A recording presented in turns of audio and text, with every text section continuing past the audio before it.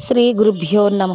మద్గురుదేవులు చిన్నరామచంద్రయార్లు వారి పాద పద్మములకు నమస్కరించుకుంటూ, శ్రీ సత్యానంద సత్యమయ్యార్లు వారికి నమస్కరించుకొని, శ్రీమద్ భాగవత కృష్ణదేశకేంద్రుల వారు రచింపబడిన శక్తిద్వయ నిరాశకంబైన శుద్ధ నిర్గుణ తత్వ కందార్థ దరువుల నుండి 9వ అధ్యాయము గురుమంత్ర ప్రతాపం నుండి 15వ కందార్థము క్రమ సంఖ్య 175. మేనెరుకల రెంట్లోనొక దానిని ఎడబాసి చేయతరమా పనులన్ మేనికి ఎరుకకు కావున మేనన ఎరుకెరుకయనినా మేనా నీ ఎరుగు ఈ రెంట్ని నీవు నేనా నీ ఎరుగు ఎరిగి వీట్లతో బయలు నెరిగి మేనెరుకాల తిరిగి చూడకు చూస్తే గురుని పాదములాన మేనా నీ ఎరుగు ఈ రెంట్ని నీవు నేనా నీ ఎరుగు.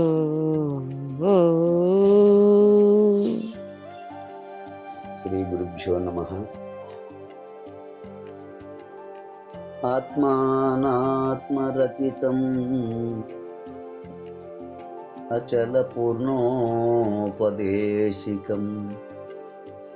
శ్రీ నిశ్చలానంద నారాయణ గురోర్శిష్యం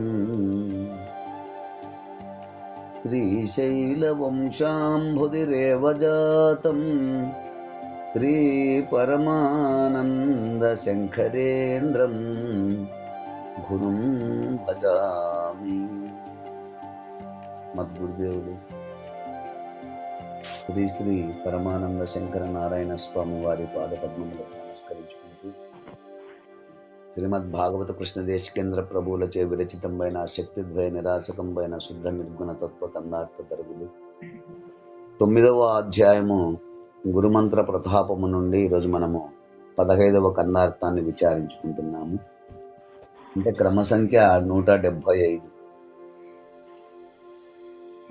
క్రిందటి కందార్థములో పరిపూర్ణ పరబ్రహ్మమును తెలియకపోవుటచే ఎందరూ లేదని వాదించినను లేకపోదు, అది శాశ్వతముగా ఉన్నది. అట్లే ఈ దృశ్యమానమైన ఎరుకను ఉన్నది అని ఎందరూ తెలియక వాదించినను ఎరుక శాశ్వతమైనది కాదు. ఇది అసలు నిజానికి లేనే లేదు, పుట్టనే లేదు. ఉన్నట్లు కనిపించుచున్నప్పటికీ చివరికి ఇది లేకపోయేదే. అయితే ఈ ఎరుక యొక్క మూలమును, ఆది ఉన్న చోటును గుర్తు ఆ గురు కరుణచే చూచి పూర్తిగా తొలగించే పద్ధతి తెలిసిన వారి చేత ఈ ఎరుక పూర్తిగా లేకుండా చేసుకొనవచ్చును. అట్టి వారే తిరిగి పుట్టరు అంటూ మనం క్రిందటి కందార్థంలో విచారించుకున్నాం. ఇక తదుపరి కందార్థము 9వ అధ్యాయము గురుమంత్ర ప్రతాపంలో 15వ కందార్థము క్రమ సంఖ్య 175 గురుకృప. ఈ కందార్థమునందు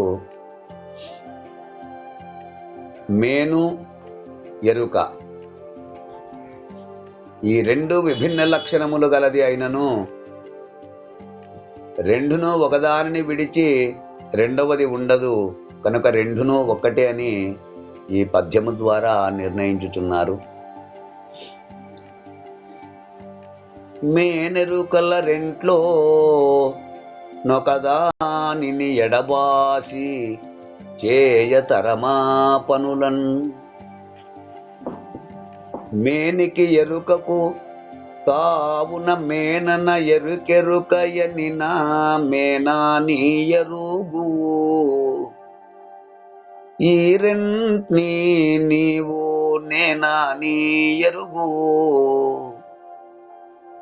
ఎరిగి వీట్లతో బయలు నెరిగి మేనెరుకల తిరిగి చూడకు చూస్తే గురుని పాదములాన మేనా నీ ఎరుగు ఈ రెంట్ని నీవు నేనా నీ ఎరుగు. శిష్య, గురుదేవా. మేనెరుకల రెంట్లో, ఇక్కడ మేను అనగా శరీరము, నేను అనగా గుర్తెరిగే తెలివి. అయ్యా. మేను అనగా శరీరము, నేను అనగా గుర్తెరిగే తెలివి అను ఈ రెండు వస్తువులలో ఒకదానిని ఎడబాసి అంటే విడిచిపెట్టి, ఒకదానిని ఎడబాసి ఒకదానిని అంటే ఒకదానిని ఒకటి విడిచి ఉండి చేయ తరమా పనులను, ఒకదాన్ని విడిచి ఇంకొక దాన్ని పెట్టుకొని ఏదైనా పని చేయాలంటే చేయగలమా అంటే చేయలేం. రెండు ఉంటేనే, ఆ రెండు కలిసే ఉంటున్నాయి, పోతే రెండు కలిసే పోతున్నాయి. అంటే ఉదాహరణకు ఒకదానిని ఒకటి విడిచి ఉండి చేయ తరమా పనులను అంటే పనులు జరుపుటకు సాధ్యము కాదు. అంటే శరీరమందలి చైతన్యమైన ఎరుక,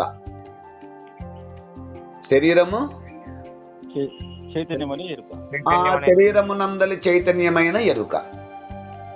ఈ రెండింటిలో శరీరమును గాని లేక శరీరమునందు ఉన్నటువంటి ఒక చైతన్యము గాని, ఈ రెండింటిలో ఒకదానిని విడిచినను ఇక ఏ పనులు చేయడానికి వీలు కాదు, సాధ్యం కాదు.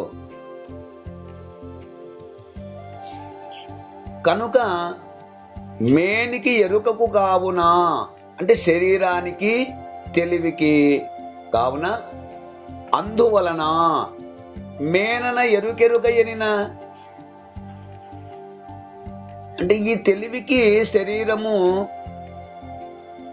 ఆ తెలివికి శరీరము ఎరుక ఎనిన, గుర్తెరిగే శరీరమనిన, మేనా అని ఎరుగు, ఈ రెండు ఒకటే అని తెలుసుకో. ఈ రెండు ఒకటిగా ఉన్నావని తెలుసుకో, ఈ రెండు ఒకటిగా ఉన్నాయని తెలుసుకో. ఈ రెంటిని నీవు నేనని ఎరుగు. ఏ రెండింటిని? శరీరమును, శరీరమందలి చైతన్యము. శరీరమును, శరీరమందలి చైతన్యమును. ఈ రెంటిని నీవు నేనని ఎరుగు. అనుభవంలో వస్తునిచ్చే పూర్వకముగా మేనెరుకలను నీవు నేనని గుర్తించు. అవును.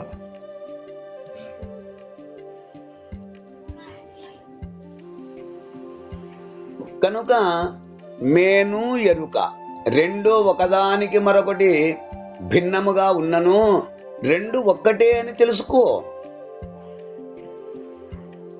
ఎరిగి ఈ విధముగా ఒకటిగా గుర్తించి వీట్లతో బయలు నెరిగి, ఆ శరీరము ఎరుకతోనే వీట్లతో బయలు నెరిగి ఈ రెండింటికి వేరే ఉన్న పరిపూర్ణమును ఉండచూచుకొని మేనెరుకల తిరిగి చూడకు పై రెండు వస్తువులను, ఆ పరిపూర్ణమును ఉండచూచుకొని మేనెరుకల తిరిగి చూడకు అంటే పై రెండు వస్తువులను, అంటే నేను మేను, శరీరము, శరీరమందలి చైతన్యమైన ఎరుక, ఈ రెండు వస్తువులను ద్వాదశి షోడశి గురువాక్యము చేత విడిచి ఉండము.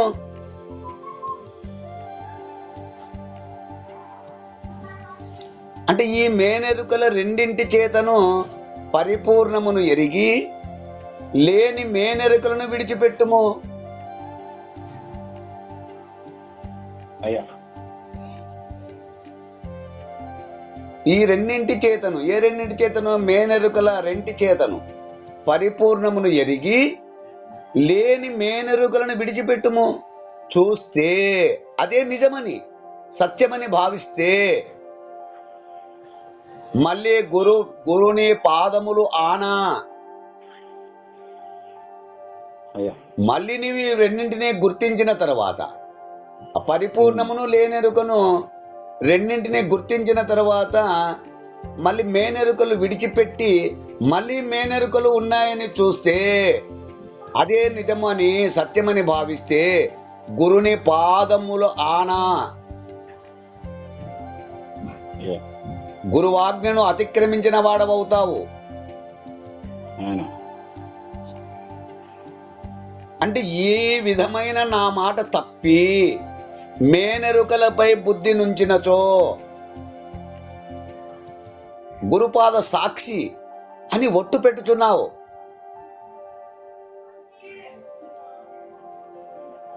అంటే మేనెరుకలపై బుద్ధిని విడిచి తిరిగి వెనుకటి విధానము అనుసరించవద్దని గురుపాద సాక్షిగా చెప్పిన పిదప ఎరుక బుద్ధిని అనుసరించినచో మహాపాపం సంభవించును. అవును. గురువాజ్ఞను అతిక్రమించిన వాడవవుతావు కదా. అవునాయన.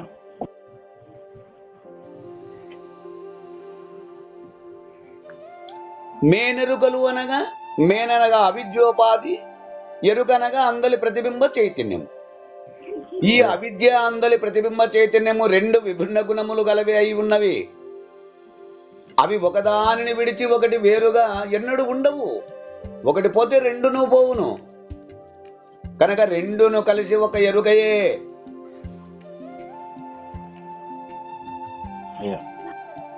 కనుకనే ఈ రెండిని నీవు నేనని ఎరిగి ఆ అవిద్య శిష్యుడు అజ్ఞాన రూపము అనియు అందలి ప్రతిబింబ చైతన్యము గురుమూర్తి కేవల జ్ఞానమూర్తి అని తెలియము.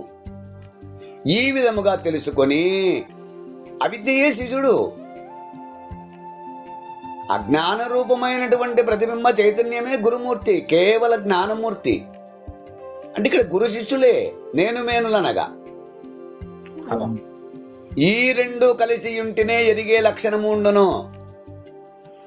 అవును. గురు శిష్యులు ఉంటేనే విచారిస్తారు. ఈ రెండు కలిసే ఎరిగే లక్షణమును. కనుకనే వీట్లతో బయలు నెరిగి ఈ గురు శిష్య సంవాద రూపముగా గురు శిష్యుల తీరున ఈ తిరిగి విచారించి ఇక మళ్ళీ మేనెరుకలు తిరిగి చూడకు అన్నారు. అంటే ఎరిగే లక్షణము కలిగిన ఎరుకచే బయలు ఉన్నదని, అందులో ఎరుక ఎంత మాత్రము లేదని, ఎరుక మృసయని ఎరిగి ఎవరి చేత గురు కరుణచే లేకుండా పోవాలనని భావం. అవును. అట్లు తెలుసుకున్న తర్వాత కూడా మళ్ళీ మేనెరుకలు వాటిపై బుద్ధిని ఉంచితే గురువాజ్ఞను అతిక్రమించిన వాడవవుతావు. అదే మహాపాపము సంభవించును. ఇక్కడ మహాపాపం సంభవించును అంటే మళ్ళీ రాకడా పోకడే. ఇంకొకటిగా జన్మించడమే పాపం అంటూ ఈ కందార్థ భావనను మనకు అందిస్తున్నారు. ఈ కందార్థ భావనని మీరు కూడా అందుకుంటారని కోరుకుంటూ జై గురుదేవా. జై గురుదేవా. జై గురుదేవా.